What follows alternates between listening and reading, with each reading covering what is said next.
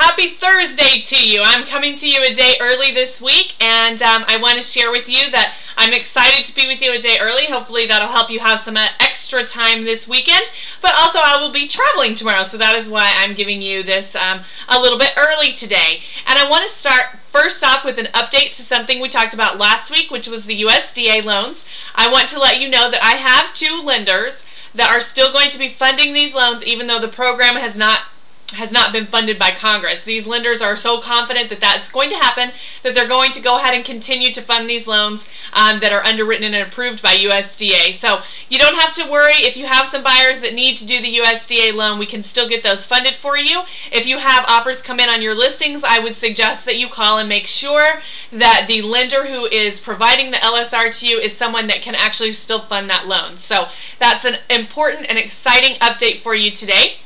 But let's talk about something more important for you, and that is something that I read again this week from Jon Gordon, and that's the importance of knowing what is your purpose.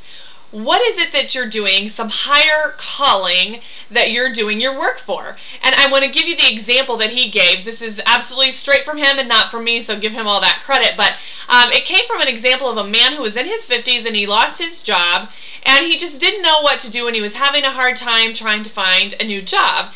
And then one day he sat down and he was thinking about how did he really want his son to view him, and what was his son's impression of what his dad had been through. Was it that he was defeated and couldn't conquer this and just couldn't overcome this terrible burden?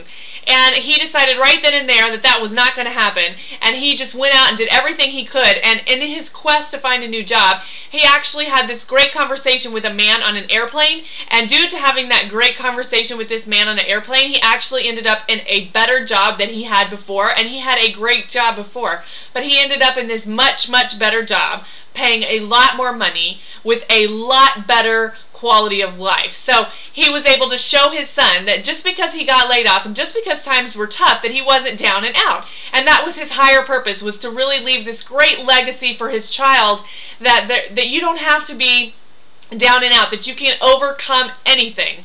And so I wanted to share that with you today because I thought it's really important right now for us when the market is just so incredibly different, and it's a struggle, it seems like, for a lot of us to get some of these deals put together and keep them hanging on. There's so many parts that you got to keep the buyers hanging in there, and you got to keep the seller in there and engaged, and you got to keep on top of the banks all the time for your short sales.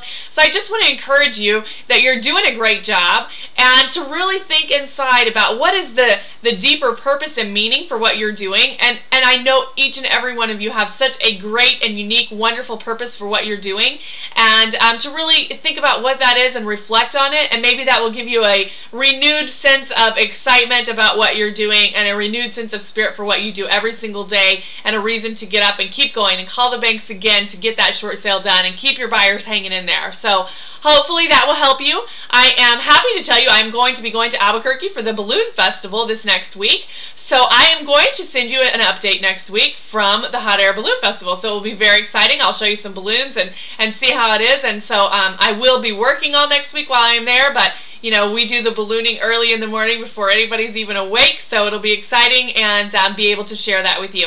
I hope that you have a very prosperous and wonderful weekend, and that if you have any questions, you can give me a call. I will have my cell phone with me, 602-793-6963. Take care.